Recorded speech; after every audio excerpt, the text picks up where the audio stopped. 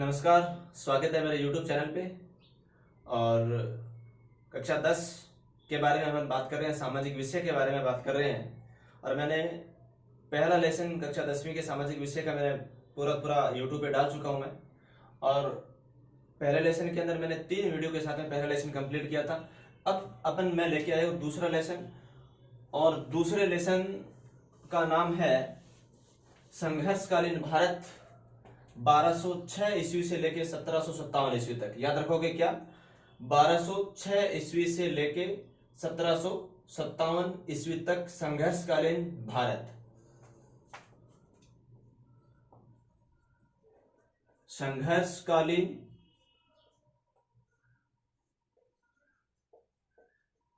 भारत 1206 ईस्वी से 1757 ईस्वी तक। और यहां से आप लोग समझ गए होंगे कि देखो, संघर्षकालीन भारत,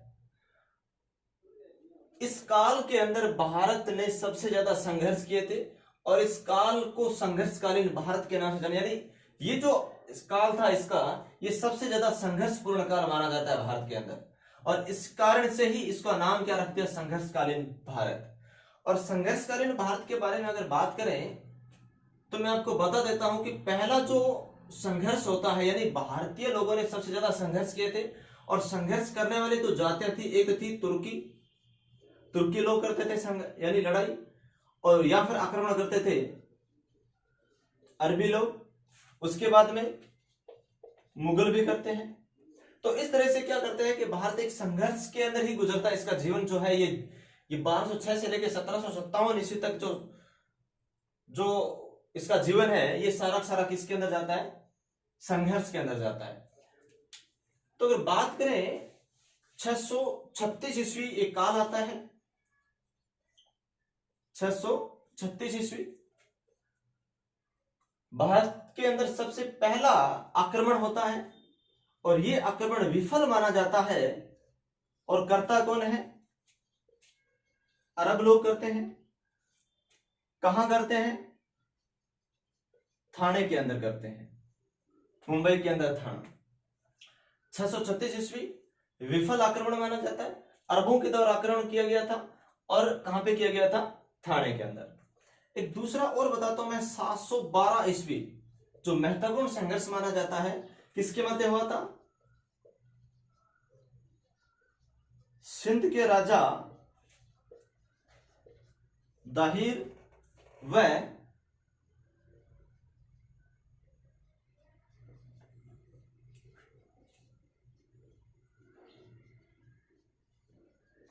मोहम्मद बिन कासिम। सिंध के राजा दाहिर व मोहम्मद बिन कासिम के मध्य युद्ध होता है। और इस युद्ध के अंदर यह कहा जाता है कि गैर मुस्लिम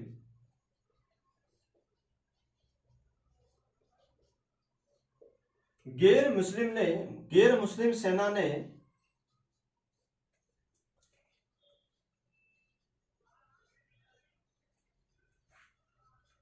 अरबी सेना को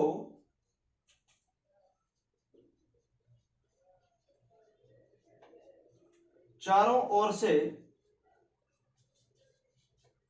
जकड़ रखा था, यानी चारों ओर से घेर रखा था। किसने? गैर मुस्लिम सेना ने अरबी सेना को।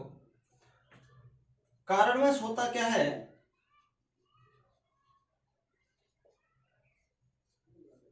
यानी गैर मुस्लिम सेना ने अरबी सेना को चारों ओर से घेर रखा है, और डटकर मुकाबला कर रही है। कौन? गैर मुस्लिम सेना। किसका? अरबों का। लेकिन संयोगवश कारणवश होता है कि एक तीर जो होता है वो राजा दाहिर के सीने पर आकर लगता है, और राजा ताहिर की वहीं क्या हो जाती है? मृत्यु हो जाती है। 712 ईस्वी सिंध के राजा दाहिर और मोहम्मद बिन कासिम के इस युद्ध के बारे में, इस संघर्ष के बारे में एक व्यक्ति आता है जिसका नाम है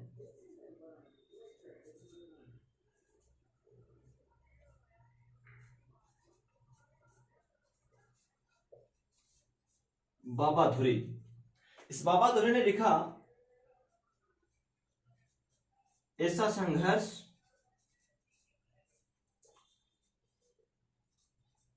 मैंने आज तक नहीं देखा। बहुत बढ़िया प्रश्न बनेगा। 636 ईस्वी विफल रहा अरब आक्रमण, थाने के ऊपर आक्रमण हुआ था। 712 ईस्वी सिंध के राजा दाहिर व मोहम्मद बिन कासिम के मध्य आक्रमण होता है। गैर मुस्लिम सेना अरबी सेना को चारों ओर से घेर रखी होती है, डटकर मुकाबला कर रही है, संघर्ष कर रही है। किसी कारणवश, किसी संयोगवश एक तीर राजा दाहिर के सीने में आके लगता है और राजा दाहिर की वहीं मृत्यु हो जाती है। और इस संघर्ष के बारे में एक व्यक्ति, एक विद्वान जिसका नाम था बाबा धुरी, बाबा धुरी ने लिखा, ऐसा संघर्ष मैंने आज तक नहीं देखा। इतना महाभयंकर संघर्ष था। क्या था?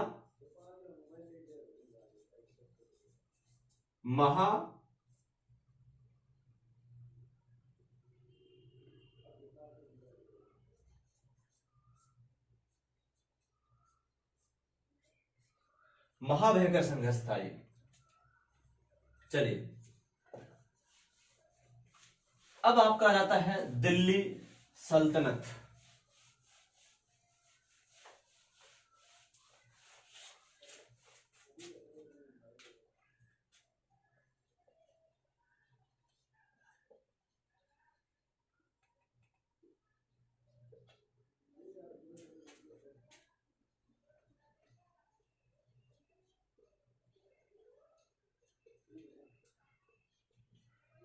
दिल्ली सल्तनत रहती है 1206 ईस्वी से लेकर 1526 ईस्वी तक।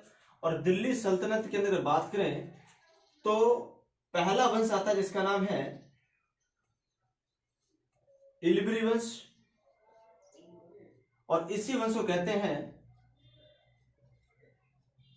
यामिनी वंश। इस इलबरी वंश या यामिनी वंश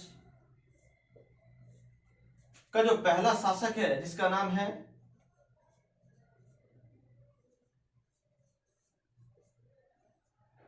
कुतुबुद्दीन ऐबक, और कुतुबुद्दीन ऐबक रहता है आपका 1206 से लेके 1210 ईस्वी। कुतुबुद्दीन ऐबक को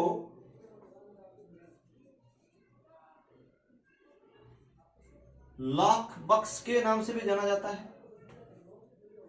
कुतुबुद्दीन ऐबक का 1206 ईस्वी में क्या होता है? राज्यारोहण होता है।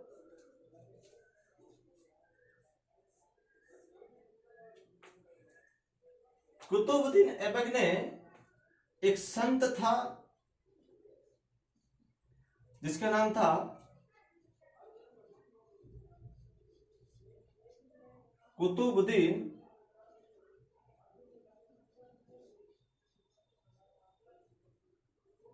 बख्तियार काकी।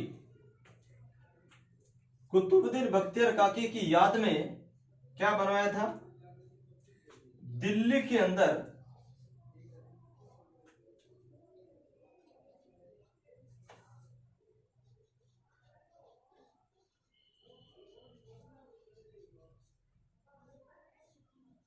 कुतुब मीनार का निर्माण करवाया था।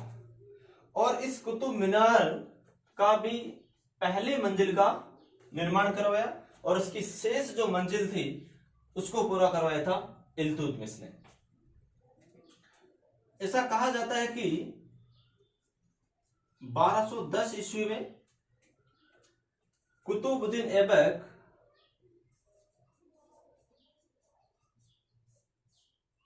चौगान यानी पोलो खेलते हुए 1210 ईस्वी के अंदर चौगान यानी पोलो खेलते हुए क्या हो गए? मृत्यु को प्राप्त हुए।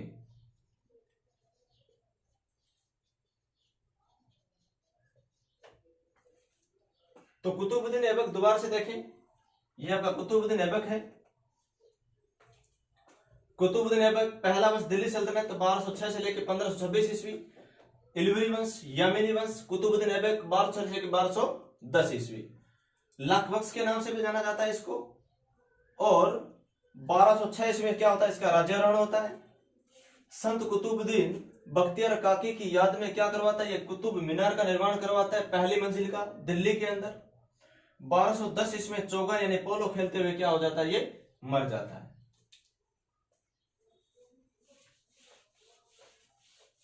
इलवरी यानी यामिनी वंश का दूसरा शासक जिसका नाम है इल्तुतमिश,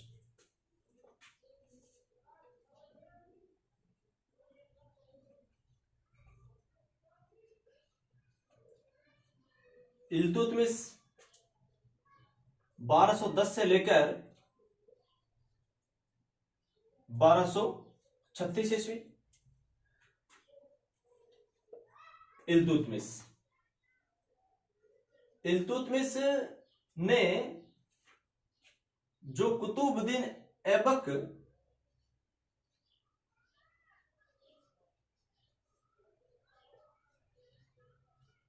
कुतुबुद्दीन ऐबक ने कुतुब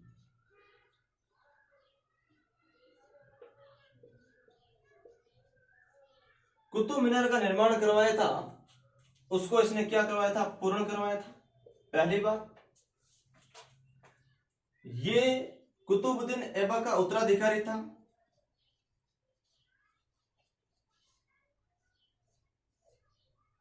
और मुस्लिमों का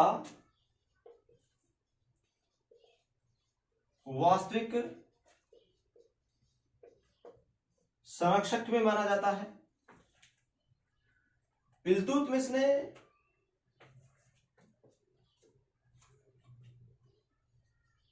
बारह सौ छब्बीस इसमें रणथंबोर नामक किले को जीता था और 1223 में ही मालवा पर आक्रमण करके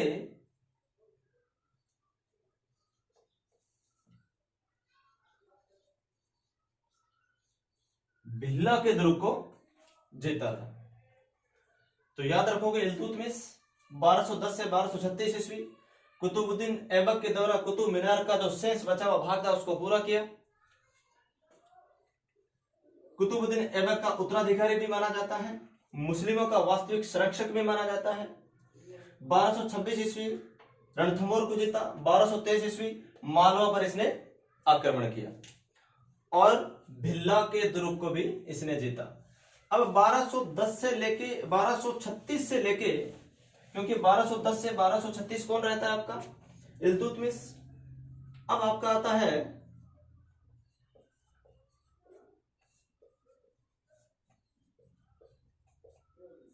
रजिया सुल्तान, और रजिया सुल्तान का जो काल रहता है वो रहता है 1236 से लेके 1240 ईस्वी। रजिया सुल्तान इल्तुतमिश की पुत्री थी, पहली बात। और इल्तुतमिश ने उत्तराधिकारी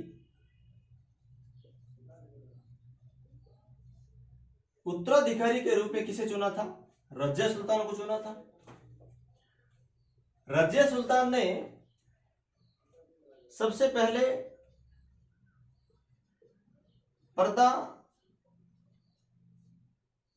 पर्दा त्याग दिया था और जिससे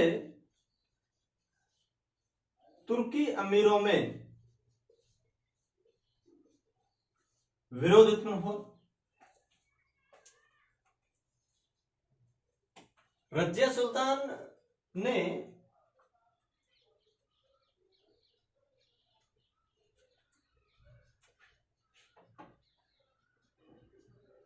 पुरुषों के समान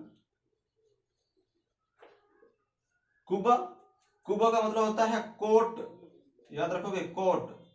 और कुल्हा का मतलब क्या होता है, कुल्हा का मतलब होता है टोपी। टोपी पहनना प्रारंभ किया था और इससे भी तुर्की अमीरों के अंदर एक विरोध की स्थिति पैदा हुई थी। रजिया सुल्तान ने, एक व्यक्ति आता है जिसका नाम है अबिसिनिया का निवासी है, ये अबिसिनिया का निवासी जिसका नाम है याकुत। इस याकुत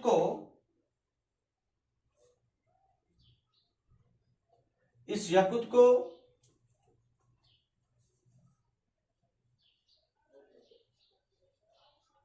असवशाला, घोड़े का प्रधान, असवशाला का प्रधान नियुक्त किया था। और असफशाला का जैसे प्रधान नियुक्त करता है, तुर्की अमीर इसको मार देते हैं। रजिया सुल्तान ने इसके बाद में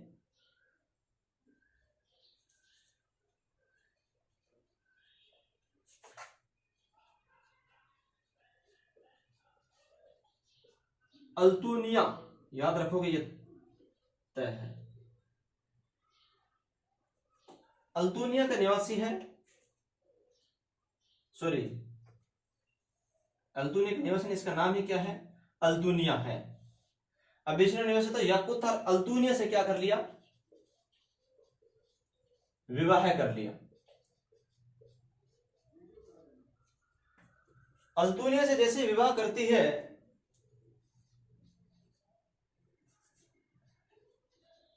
1240 ईस्वी के अंदर इन दोनों को क्या कर दिया जाता है, मार दिया जाता है दोनों को। तो रजिया सुल्तान, बस इतना याद रखना है, रजिया सुल्तान 1236 से लेकर 40 ईस्वी इसका कार्यकाल रहता है। पुत्री इल्तुतमिश की पुत्री थी। इल्तुतमिश ने उत्तराधिकारी के रूप में इसे चुना था, रजिया सुल्तान को चुना था, पर्दा त्याग दिया था। और जैसे पर्दा त्यागती है तो अमीरों के अंदर क्या होता है, विरोध की स्थिति पैदा होती है, ये विरोध करते हैं। इसने पुरुषों के समान कुबा यानी कोट, कुल्हा यानी टोपी पहनना प्रारंभ किया। इससे भी तुर्की अमीरों में विरोध की स्थिति पैदा हुई। अबिसिनिया के निवासी था जिसका नाम था याकुत। इस याकुत को असफशाला का प्रधान नियुक्त किया और लास्ट के अंदर इसको मार दिया था अमीरों ने, तुर्की अमीरों ने। व्यक्ति आता जिसका नाम है अल्तुनिया, और अल्तुनिया के साथ में विवाह करती है। और जैसे विवाह करती है 1240 ईस्वी के अंदर अल्तुनिया को और रजिया सुल्तान दोनों को क्या कर दिया जाता है, मार दिया जाता है। तो बात समझ में आ गई होगी शायद। अब देखिए, अगर बात करें तो 1240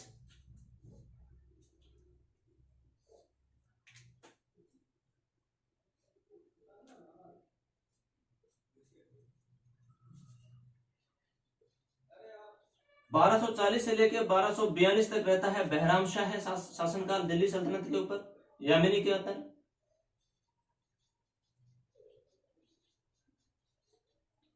बहराम शाह है 1242 से लेकर 1246 तक रहता है बहराम शाह। मसूद शाह है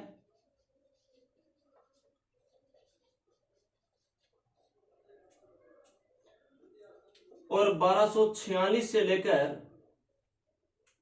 1265 तक जो रहता है वो रहता है नसीरुद्दीन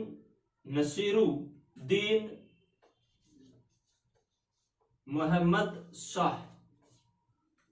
नसीरुद्दीन मोहम्मद शाह है, क्योंकि 1236 से 1240 रजिया सुल्तान, 40 से 42 बहराम शाह है, 40 से 46 मसूद शाह है, 46 से लेकर 65 तक नसीरुद्दीन मोहम्मद शाह है। यामिनी यानी इलवरी वंश का शासक रहते हैं। अब जैसे ये 65 तक रहता है, यहां पे 65 में आपका एक शासक आ जाता है जो सबसे खतरनाक शासक भी माना जाता है और सबसे बुरा शासक भी माना जाता है, जिसका नाम है बलवन।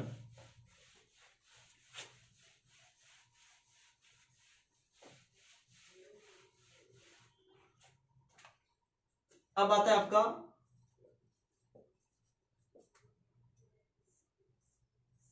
बलवन 1265 से लेकर 1286 तक।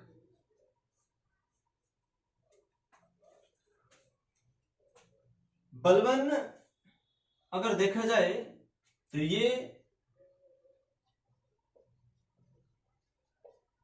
एक इल्तुतमिश, अपन पढ़ के आए हैं, इल्तुतमिश का एक दल था जिसे कहते थे चहलगानी। चहलगानी का मतलब होता है 40 लोगों का दल।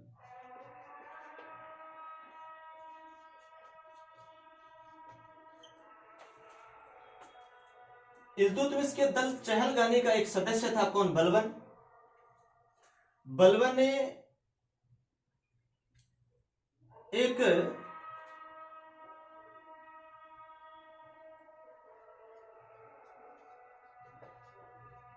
अमीरों के संघर्ष हेतु, सॉरी,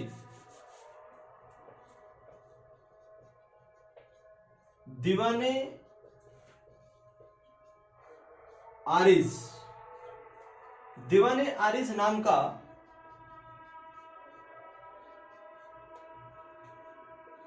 के पद का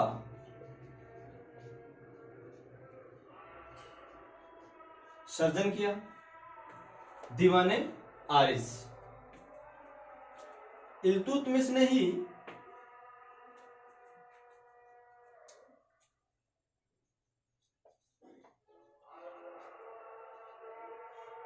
सिजदा व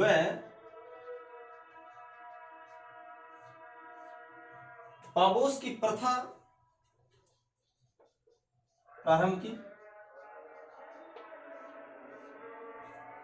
और सिजदा व पाबोस की प्रथा के अंदर होता क्या था कि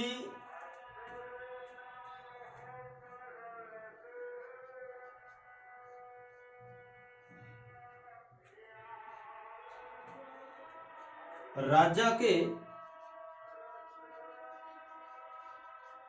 सम्मुख झुककर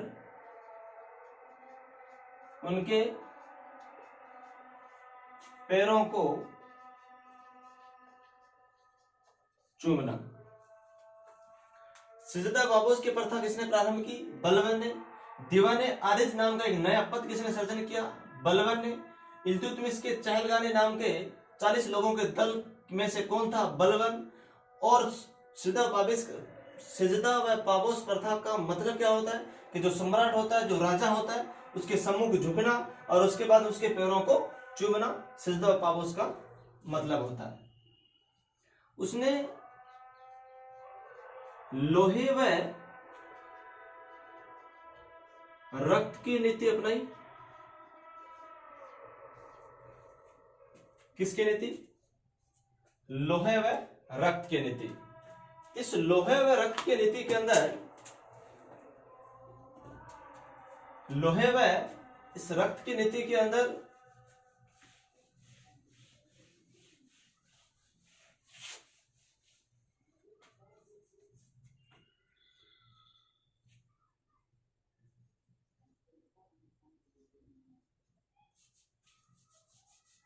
हाँ, बच्चों को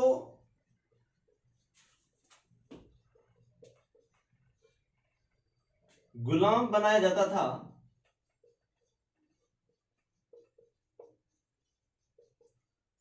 तथा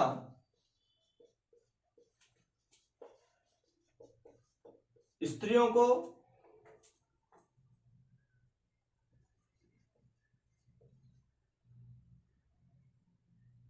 दोबारा से देखना इसको एक बार। बच्चों व, ऐसे है, बच्चों व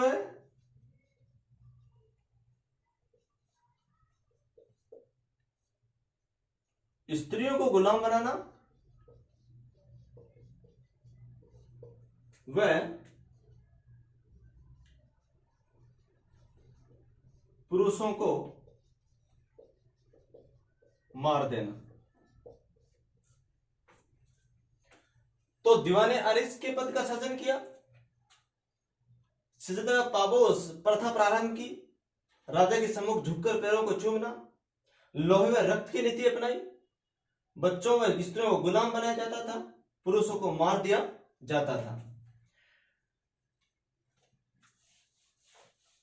इसी प्रकार बलबन का एक राजतव सिद्धांत जो प्रसिद्ध बहुत है,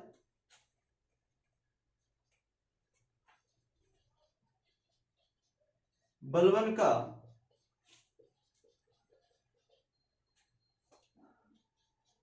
राजतव सिद्धांत।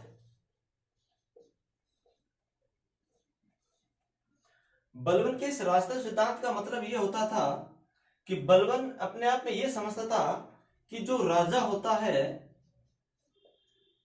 राजा यानी राजा पृथ्वी पर ईश्वर का प्रतिरूप है। किसका? ईश्वर का। यह कहता था कि राजा को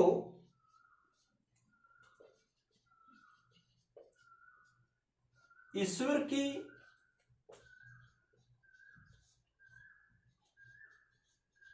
दृष्टिकोण से देखना चाहिए।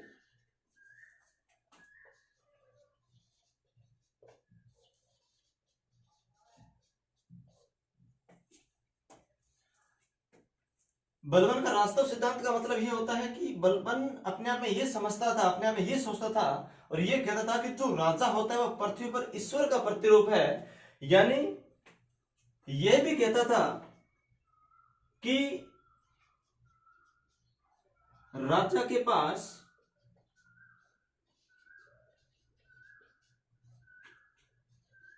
ईश्वर के सम्मान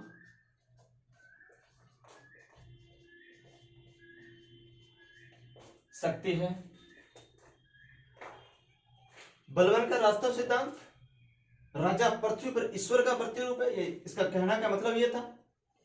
राजा को ईश्वर के दृष्टिकोण से देखना चाहिए, राजा के पास ईश्वर के समान शक्ति है। इसके बाद अगर देखें तो ये 1286 है। 1286 ईस्वी में इसकी बलबन की मृत्यु हो जाती है और 1286 में जैसे मृत्यु होती है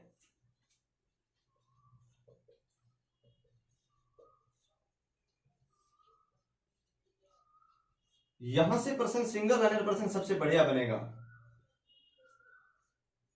1286 में मृत्यु होती है बलबन की। 1290 ईस्वी में एक व्यक्ति है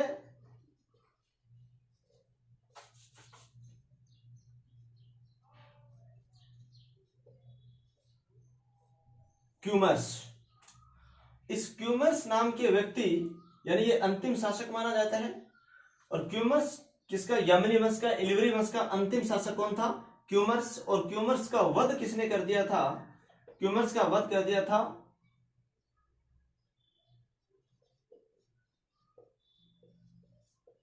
जलालुद्दीन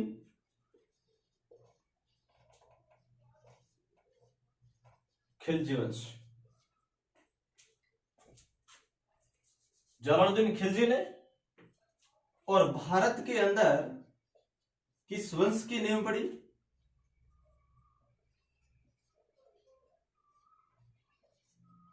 खिलजी वंश की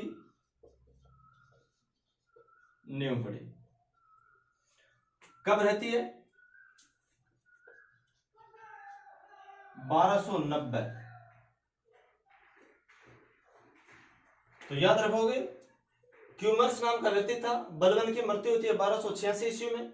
1286 से लेकर 1290 ईस्वी तक क्यूमर्स नाम का व्यक्ति रहता है। और क्यूमर्स नाम के व्यक्ति का वध कौन करता है? जलालुद्दीन खिलजी कर देता है। और जलालुद्दीन खिलजी करके इस क्यूमर्स नाम के व्यक्ति का वध करने के बाद में भारत के अंदर खिलजी वंश की स्थापना करता है 1290 ईस्वी में।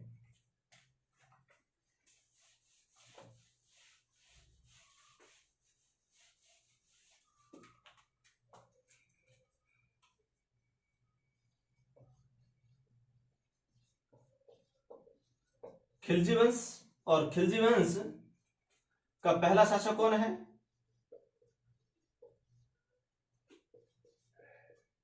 जलालुद्दीन खिलजी। और इसका काल रहता है 1290 से लेकर 1296 ईस्वी। खिलजी वंश का पहला शासक जलालुद्दीन खिलजी रहता है, और जलालुद्दीन खिलजी का एक दामाद, यहां पर कह सकते हो उत्तराधिकारी, जिसका नाम है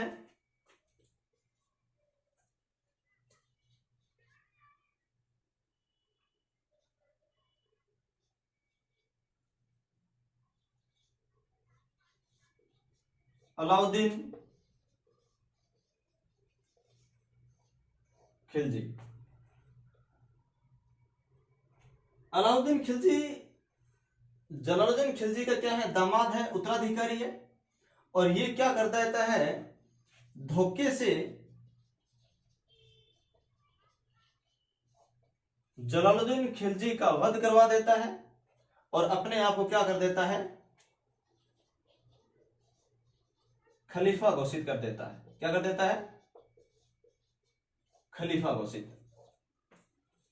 तो खिलजी वंश, जलालुद्दीन खिलजी 1290 से लेकर 1296 ईस्वी, और 1296 ईस्वी के बाद में जलालुद्दीन खिलजी का एक दामाद है जिसका नाम है अलाउद्दीन खिलजी।